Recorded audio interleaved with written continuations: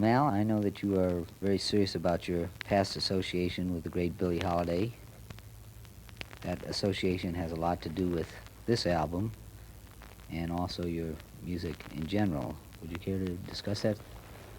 Well, naturally, playing behind a singer like Billie, I received a lot of influence from her way of singing. I've always wanted to play for her, and she helped my phrasing so much because she made me so aware of words, so that I would try to study the lyrics of a tune before I try to play it. Like, for instance, the numbers on the album that we're doing now, the "You Don't Know What Love Is." I'm very aware of the words, and I try to bring that out when I'm playing the melody. She helped me along those lines. And of course, the tune that she wrote the lyrics of, I feel very close to that because I was there when she got them together. We were on a plane going to San Francisco, and we had about 7 hours to kill. You know, nothing to do on the plane but just sleep or talk. So she decided she wanted to do a tune, and she wanted it to be about her life. Probably be a good idea to put the lyrics in the liner notes. So Yeah, I'd that, like to do people that. can I would see like that. to I do was very that. impressed with them myself. It's a tune that I feel that I'd like the public to hear. She felt she wanted it to be the story of her life, pretty much, you know. This is going back a bit, but I wonder when you first heard Billie. I was, well, years ago. I guess about 12 years ago.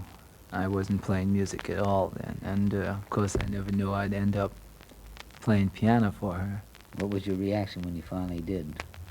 Well, kind of, I was a little bit in awe of her, naturally. I remember. Yeah. I remember how excited you Yeah, I were had about a couple it. of nerve-wracking first I don't appearances. blame you, yeah. But she was so relaxed and such a warm person that after a while I just felt that she was like my sister, you know. And she very close to the family. She was godmother for my baby. Oh, that.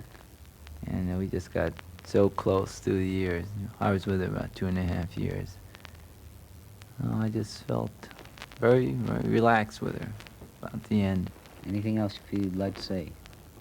Well, I always wanted to dedicate an album to Billie. In fact, we did one before for Lady. We did all the tunes associated with Lady, and I did a couple of the arrangements and played on the date. But after she died, there was such a rash of that type of thing that I was a little afraid to do it because it seemed to be like jumping on the bandwagon. Mm-hmm.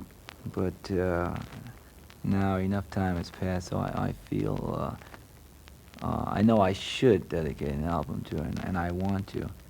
And I feel that now enough time has elapsed so that I can do the album without the feeling that I'm, trying to cash in that kind of business.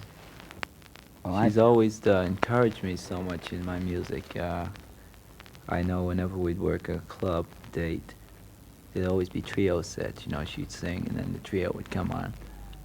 And she always sat out there and listened.